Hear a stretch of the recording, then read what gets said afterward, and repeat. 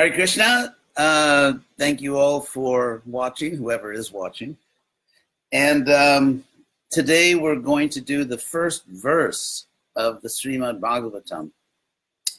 Jiva Goswami, the great Jiva Goswami, the great theologian, in his Tattva Sandarbha, written about 500 years ago or 480 years ago, which is the most important epistemological work in our tradition, meaning it gives the philosophy of knowledge, like what are valid sources of knowledge for us, and how do we evaluate different sources of knowledge, whether it's empirical knowledge or spiritual knowledge. And Jiva Goswami concludes that our most important source of valid spiritual knowledge is the Srimad Bhagavatam. And the famous first verse of the Bhagavatam is itself practically a short course in theology. So I want to do that first verse. I'm going to tell one anecdote that Prabhupada personally told me. Prabhupada personally told me that once his guru, Bhaktisiddhanta Saraswati, was traveling to Vrindavan. And so in Vrindavan, there were these, what Prabhupada called Babajis, who, rather than go out and actually trying to help the world and trying to spread this knowledge so that people don't suffer, they simply stay in Vrindavan, in Radha Kunda, or different places, and try to relish their own spiritual happiness. And so when these Babajis heard that the great Acharya, the great Gaudiya Vaishnava Acharya, Bhaktisiddhanta, was coming, there was much anticipation that now they would hear all of this intimate discourse on Radha Krishna and conjugal love and so on and so forth. So they expected to hear all these intimate pastimes, Rasa Lila. Bhaktisiddhanta heard that they had this anticipation just to sort of jump over basic philosophy, especially the philosophy that we should care about other people. And they just wanted to enjoy this intimate katha, this intimate Radha Krishna Leela. So when Bhaktisiddhanta arrived in Vrindavan and began his highly publicized lecture discourse for 1 month, he spoke for 1 month in Vrindavan on Srimad Bhagavatam. And instead of jumping to the 10th canto, which talks about Rasa Leela, for the entire month, he simply spoke on the first verse of the Bhagavatam. And that was the lesson he was trying to teach them, that don't try to enjoy Krishna. Don't try to enjoy God, try to serve. And so we're going to do that first verse now, which is, as I said, it's an amazingly rich theological statement. So following, the verse begins with the famous mantra, Om Namo Bhagavate Vasudevaya, which we now chant before Bhagavatam class. So I'll chant that 3 times. Om Namo Bhagavate Vasudevaya. Om Namo Bhagavate Vasudevaya. Om Namo Bhagavate Vasudevaya.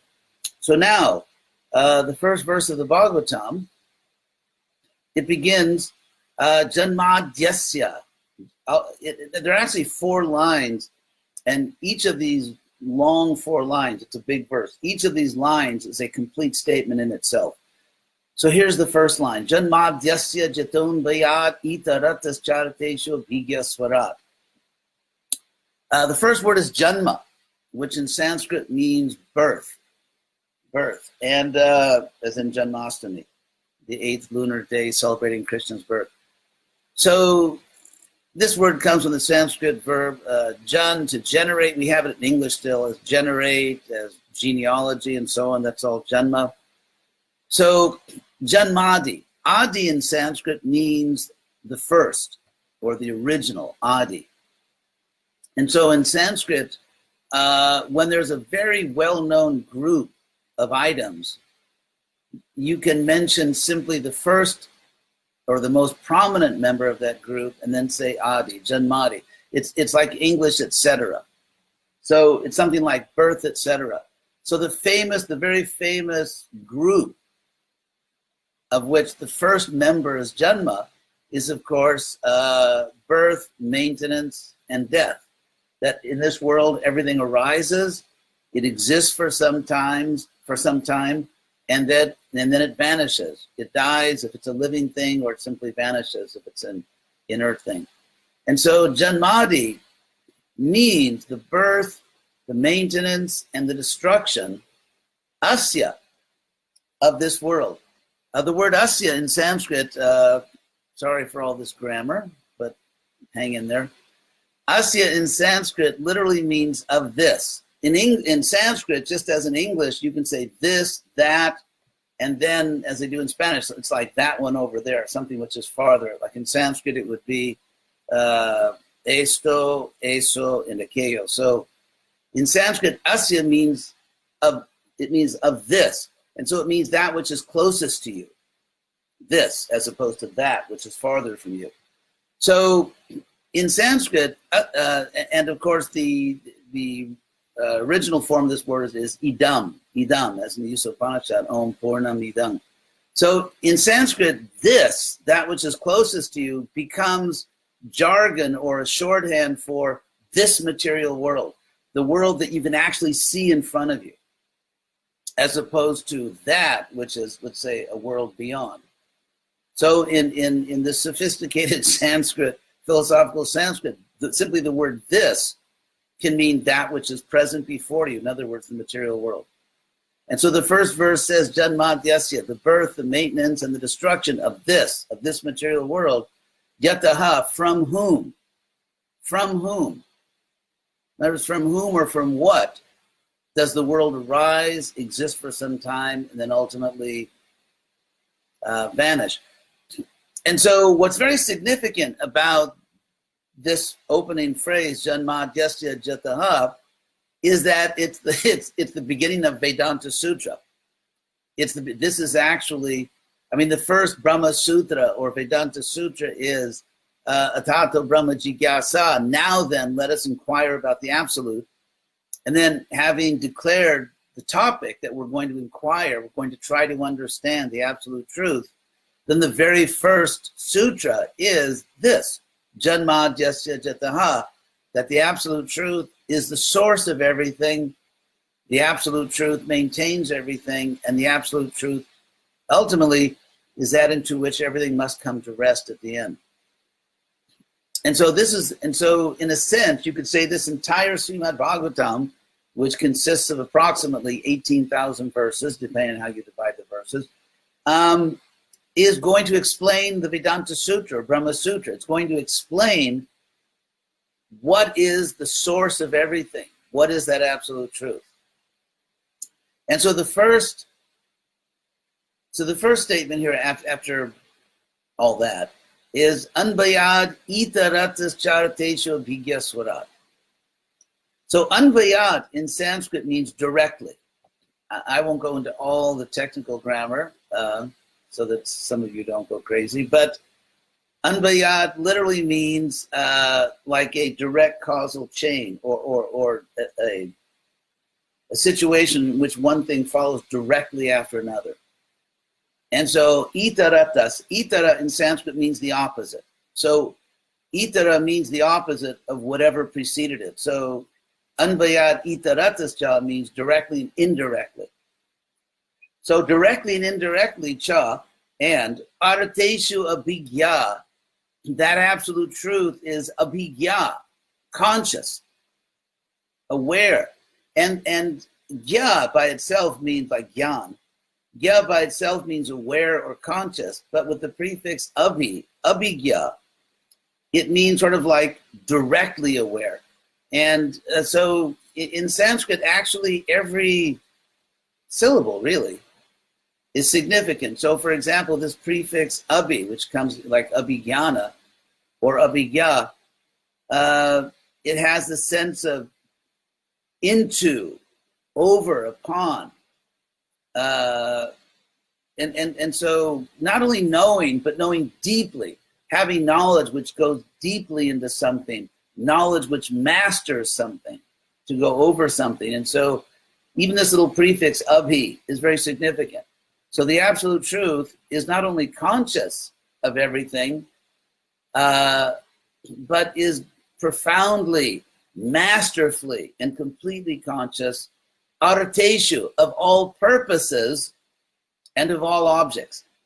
The word artha in Sanskrit can mean an object. It does mean an object. But just like in English, for example, an object can mean just anything that you're aware of, an object. But also think of the word objective, like what's your object? What's your objective? It can mean a purpose. And so that's exactly the same as the Sanskrit word artha.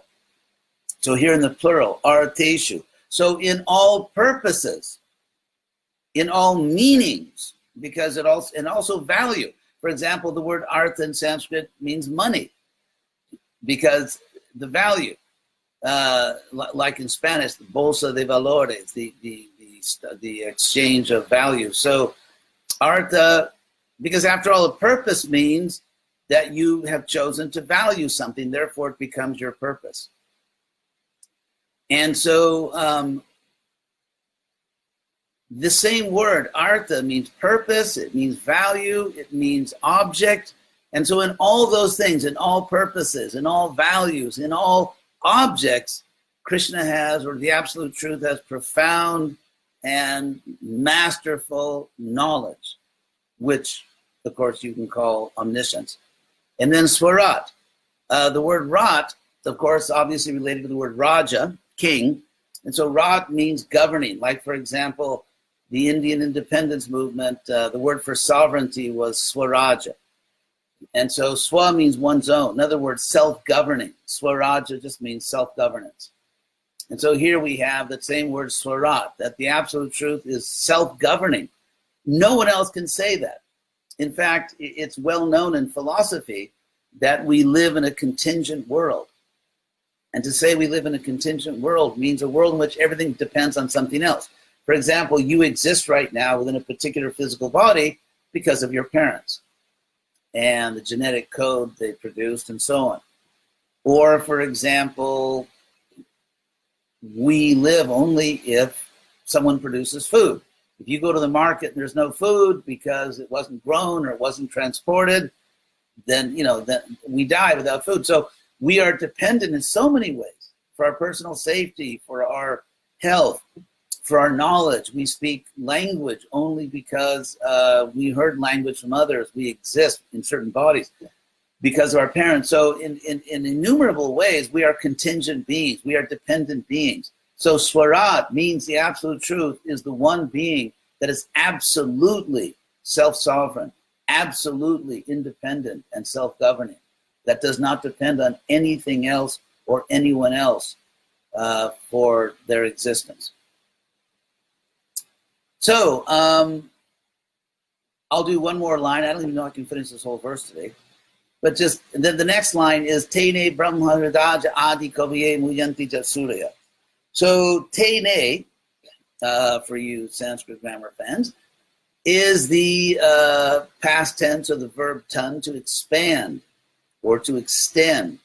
And so Tene means the Absolute Truth extended Brahma, knowledge of the Absolute, Hrida, by the heart, to Adi Kavaye, to the Adi Kavi, the original scholar, the original wise person, who of course is Chaturmukha Brahma. The four-headed Brahma who creates the universe is considered to be Adi Kavi. It's very interesting. This is the second time the word Adi appears. And all these things, of course, we should pay attention to all this. So it's already been said in the opening line, the Bhagavatam says that the Absolute Truth is that from which or from whom the birth, etc., the birth Adi of this world comes about. And within that, here we have the Adi Kavi, the original person. Just as birth, the origin of the universe is dependent on God, so the original wise person is dependent on God. Because even the original sage, the original scholar, the original wise person does not have knowledge by himself, Brahma. He has to be taught. He has to receive knowledge from the Absolute Truth.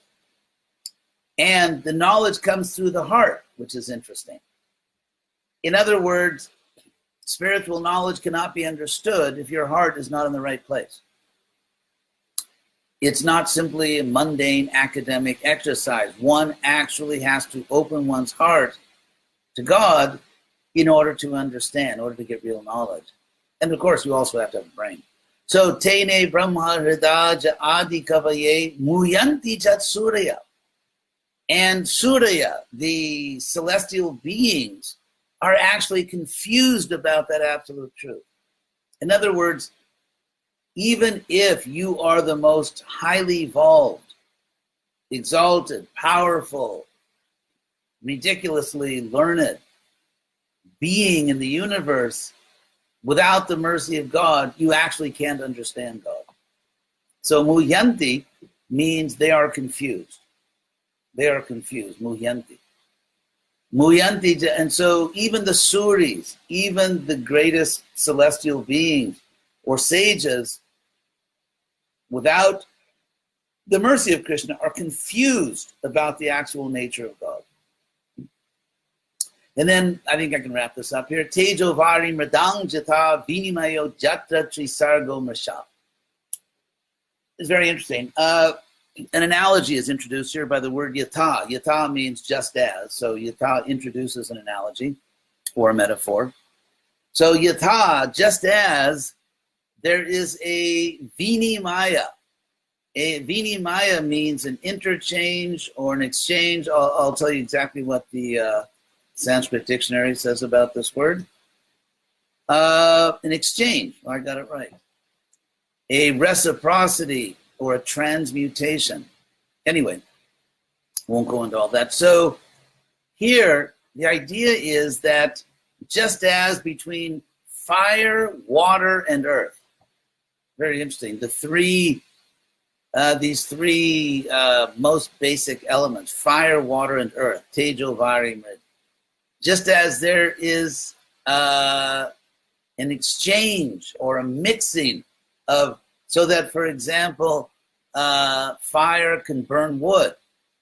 And so that is a vinimaya, that is an interaction or an exchange of fire and earth. Or, for example, water can put out fire. That's another exchange. Or water can moisten earth, or fire can dry water. And so these three elements, tejo, vari, mridang, they're vinimaya, they're being exchanged or interacting. And so in that same way, in that absolute truth, yatra means within that absolute truth, trisarga, which means the three gunas, triguna, that sattva, rajas, and tamas, are constantly interacting, and the result is that, and then you have the result is mrisha. Now, mrisha is very interesting here because the word mrisha means illusory. So it can mean that because these three gunas, sattva, rajas, and tamas, are interacting in so many ways, these gunas bewilder us, and we become attracted to, or we become repulsed by material things, rather than being detached from all material things and just focusing on the soul and on God. So mrisha means illusion, but according to Sanskrit grammar, trisargo mrisha can also mean amrisha. Anyway, I won't go into all these are actually the phonetic rules. In Sanskrit, when words are next to each other, the last letter of one word and then the first letter of the word that follows it, they often affect each other phonetically. That's called sandhi. Anyway, it can also mean amrisha, not illusory. So the idea here is that when these three gunas interact and sort of weave their spell on us, that they create an illusion, but ultimately, in a higher sense, it's not merely illusion because it's the power of God who is bewildering us to the extent that we try to exploit his creation. I mean, that's, in other words, the universe is booby-trapped. So that it's just like, for example, imagine if a criminal is trying to break into someone's house, and when they try to break in the window, an alarm goes off, and let's say some kind of, like the criminal gets an electric shock or something. So it's, in this world, people can put all kinds of devices that will punish those who try to steal or break, their property. And so in a sense, this universe belongs to God, Krishna, because after all, he made it and he maintains it. And so when we try to exploit nature, nature reacts against us. And that reaction against us is illusion. Nature puts us into illusion, and that illusion makes us suffer, because if you have your eyes wide open, if you really see what's going on around you, the spiritual reality, you don't suffer because you're detached from the world. But when we get involved inappropriately in the world, then we suffer. And we suffer from the illusion which is created by our attempt to exploit the world. So in that sense, Trisargo Mrishad, these three gunas, these three creations, these three gunas are illusory, but they're amrishad, they're not illusory, because ultimately it's God's energy, and we may be bewildered by it, but the technology is not an illusion. It's a real creation of God. And so it's ultimately not merely an illusion, it's a real mechanism. And then the last line is, Dhamna Swaina Sadani Rasta Kuhakang Satyang Parang Dhimahi, which is it's a great line. Okay, what does this mean? The first line is, or the first words are Dhamna Swaina, with his own abode. In other words, some people think that God has nothing better to do than just to look down from heaven and kind of judge us, or, okay, that was wrong, that was right, reward, punishment. God actually has his own life. He's not someone who's just neurotically trying to live through his children. And so therefore, the idea here is Dhamna Swanan, which means Swadama, with his own Dhamma, with his own abode, with his own supreme world. Sada, always, Nirasta Kuhakam. Kuhaka in Sanskrit means cheating or fraud, deception, trickery. And here it said, Nirasta. Nirasta can be translated as without, but really it's stronger than that. Asta means thrown, like you throw something, and nir means away or out. So all deception, all trickery, all cheating is thrown away, is cast out, is literal translation, is cast out of that supreme abode, and it's cast out. It does not exist in God. So one may think that, well, in this world, everyone overpromises and underdelivers. So, here we have all these big promises coming from God or coming from scriptures claiming to speak God's truth. But here it said that forever, all cheating, trickery, deception, false claims are cast out. There's nothing but truth. In fact, it said Satyang Parang. This is the supreme truth, not deception. And then the last word is Dhimahi. Dhimahi means let us meditate. And it's, of course, comes from the Gayatri Mantra, the first line of the Gayatri Mantra, which is taken from the Rig Veda, the oldest Sanskrit literature in existence, and probably the oldest book in existence. And so in the famous Gayatri Mantra, taken from the Rig Veda, the last line is Dhimahi, let us meditate on that truth. And so here it said, Satyang Parang, the supreme truth. Dhimahi, let us meditate upon that supreme truth in whom all cheating, all deception is forever cast out. And that supreme truth who exists with his own supreme world, which is available to us if we can just, stop all of our nonsense and just behave like good souls. Just be a good soul, behave yourself. And behaving like a good soul means realizing that we owe infinite gratitude to God, to Krishna, and therefore our natural position is to serve, to be an instrument. That's just the only civilized response to all that we receive from the Supreme, including our own existence. So that's the last line. Dhamna Swaina Sada Nirasta Kuhakang Satyang Parang Dhimahi. And that, briefly, is the first verse of the Bhagavatam. So I'd like to thank all of you very much for listening. It's very kind of you, and I hope